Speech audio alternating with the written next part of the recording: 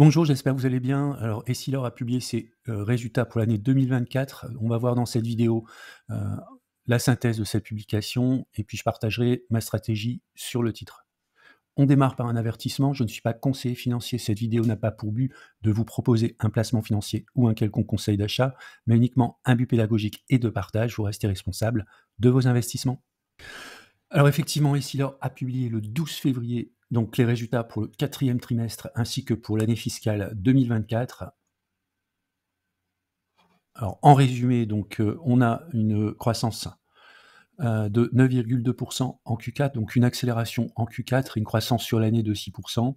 Alors notamment cette accélération liée notamment en Amérique du Nord.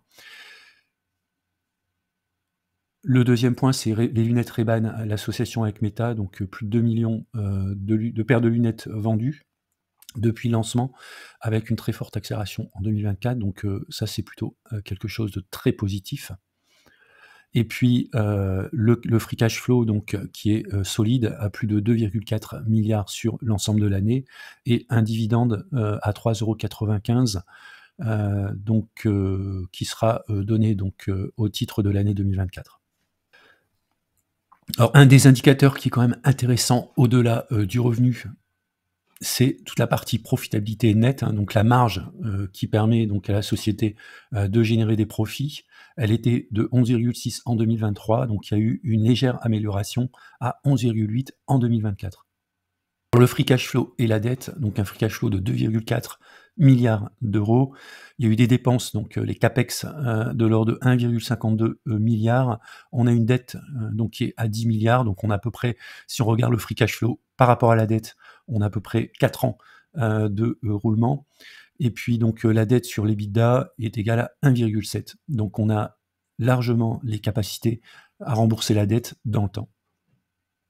Si on regarde sur l'analyse graphique de long terme, on voit la croissance du modèle pour Essilor-Luxottica est de 10,74%.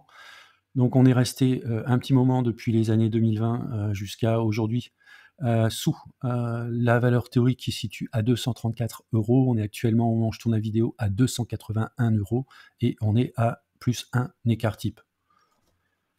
Si on regarde l'analyse graphique de court terme, on voit qu'il y a eu vraiment une accélération ici, donc depuis quelques semaines, donc à peu près depuis un mois, on voit qu'on a vraiment une très forte accélération.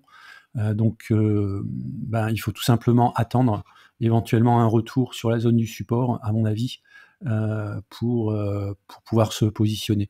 L'action est restée longtemps dans un canal ascendant et puis elle est vraiment sortie de manière vraiment comme une flèche de ce canal.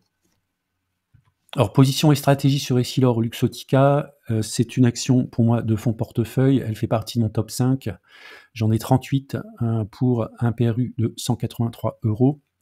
Donc, je suis en plus-value de 55%. Donc, c'est une société qui verse du dividende qui est en croissance, ce qu'on peut voir ici sur la courbe. Donc, on allie à la fois une croissance du modèle de 10,74%, un rendement certes relativement faible, mais qui est en constante croissance. Donc, tout ça, ce sont les ingrédients parfaits pour moi pour conserver cette action sur le long terme. Alors, je souhaite renforcer, mais pas à n'importe quel prix, un renforcement sur un retour sur la zone de support, globalement, dans un premier temps, autour des 240 € si elle y retourne. Voilà, c'est la fin de la vidéo. Je vous remercie d'avoir regardé. N'hésitez pas à mettre un commentaire si vous le souhaitez et puis je vous dis à bientôt pour une prochaine vidéo.